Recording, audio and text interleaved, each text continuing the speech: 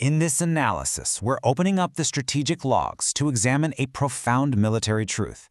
You see, in the grand, sweeping conflicts of history, tactical surprise rarely comes from deploying the absolute most modern, highly advanced weapon. Instead, true tactical surprise happens when you have the exact right tool, deployed at the perfect moment upon the correct terrain. And today, we're analyzing a machine that perfectly embodies this doctrine, the French-designed Potez 25. Now, this was not some machine of luxury or modern elegance.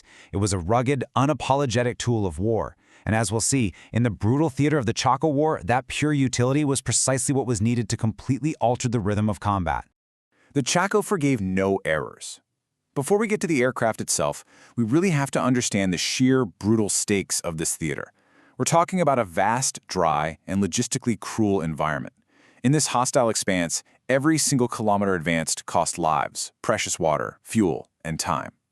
In an unforgiving space like that, aesthetic elegance means absolutely nothing. Survival completely trumps everything else. And to survive, an army needed a tool built for the harsh reality of the ground. They needed an aircraft that could transition from a mere symbol of modernity into an absolute instrument of military survival. So conquering this harsh terrain required a very specific anatomy of advantage. And that brings us to the operational specifications of the French-designed biplane, the Potez 25. To the untrained eye, its classic design might have looked like it belonged to an older, fading generation of military aviation. But make no mistake, this aircraft was exceptionally calculated for the brutal realities of the Chaco. It was specifically designed to do three things flawlessly: observe, attack, and most importantly, return. If we review the technical dossier, it reads like a stark military ledger. Origin, France. Its primary role was multi-use reconnaissance and bombing, operated by a crew of 2 personnel. It had a modest top speed, topping out between 214 and 230 kilometers per hour, an operational ceiling of 5,500 meters, and a payload capacity of up to 200 kilograms of bombs. But behind this rather sober appearance was an incredibly precise machine. In fact, its robust, multi-use design was so phenomenally effective that it was the absolute only aircraft to serve the Paraguayan Air Force from the very first day of the conflict right through to the very last. That fact alone secures its singular place in military history. But the absolute core of its operational power comes down to a single metric: 478. That's the exact horsepower generated by its Lorraine Dietrich 12 Ebe engine. Now, sure, the Potez 25 lacked the blistering speed of the newer aircraft rolling out in the 1930s, but this specific power output guaranteed something far more valuable in the Chaco Guerra. It provided the rugged endurance and the mechanical persistence required to lift off carrying heavy payloads, execute missions in stifling heat, and survive the punishing elements day in and day out. This really builds into a broader strategic doctrine, contrasting two deeply opposing philosophies of war. On one hand, you have technical modernity, which chases speed, elegance, and fragile complexity. On the other, you have tactical survival, which demands absolute robustness, utility, and seamless adaptability.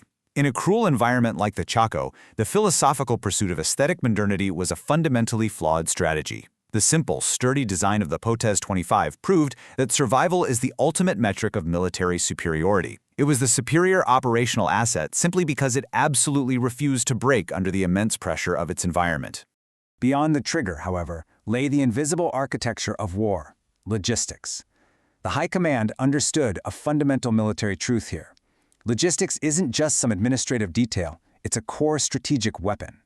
In a vast, isolated theater, a war wasn't going to be won simply by firing rounds. It was going to be won by moving men, fuel, ammunition, and critical intelligence. And in this incredibly difficult logistical landscape, the Potez 25 became what military historians classify as a logistical multiplier. So what exactly does that mean? Well, a logistical multiplier is an asset that exponentially increases the effectiveness of ground forces by drastically reducing battlefield uncertainty and bridging vast operational distances. By serving as the vigilant eyes of the Army, the Potez 25 quite literally lifted the heavy fog of war. It pierced through the immense isolation, it saw right past the thorny vegetation and choking dust that blinded the infantry on the ground, revealing enemy movements and supply lines that the harsh terrain was desperately trying to hide. Achieving this required a precise and relentless military protocol. Think of it as an unbreakable operational loop. Phase 1 was reconnaissance of enemy positions and hidden routes. Phase 2 involved correcting artillery fire to ensure maximum pinpoint devastation. Phase 3 was the direct bombing of high-value targets. And Phase 4, the absolutely most critical element of all, return and survive to relay that data back to command. This continuous loop turned battlefield chaos into actionable intelligence. It firmly established a vital doctrine. In modern war, accurate information holds exactly as much strategic value as direct firepower. Of course, theory ultimately has to give way to decisive tactical execution. Grounding our analysis in the bloody, unyielding realities of the front lines, the Potez 25 acted as an instrument of sustained pressure. It underwent a brutal baptism by fire that proved its absolute mettle as a direct combat asset. It systematically applied continuous kinetic force upon enemy positions right when the ground forces needed it the absolute most. The operational timeline reveals two pivotal events that fundamentally changed the course of this campaign. First, in September of 1932, during the bloody Battle of Boquerón, the Potez 25 executed sustained bombing campaigns over Bolivian positions. Now, these weren't just decorative flights. They proved the doctrine that even limited air control permanently alters the equilibrium on the ground. Then, on December 4, 1932, the first direct aerial duel resulted in a downed Potez. This violently defining moment proved that aviation had fully transitioned from mere observational support to the bleeding center of direct combat. Pilots and their machines were now locked in a deadly, unavoidable duel in the skies. Ultimately, this stands as the ultimate triumph of adaptation. Our historical analysis leads us to one inescapable conclusion.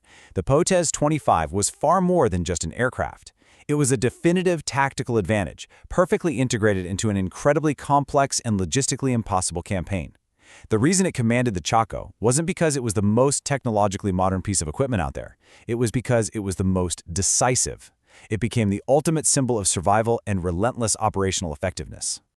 History so often rewards the most glamorous machines with fame and recognition, but the tactical reality of the Chaco War proves a deeply enduring military truth. Sheer utility, robust persistence, and absolute operational efficacy will always outweigh aesthetic brilliance. It forces us to look back at the historical record and ask, in the harshest environments on Earth, does true military superiority lie in technological elegance, or does it lie in the ruthless capacity to adapt, persist, and survive?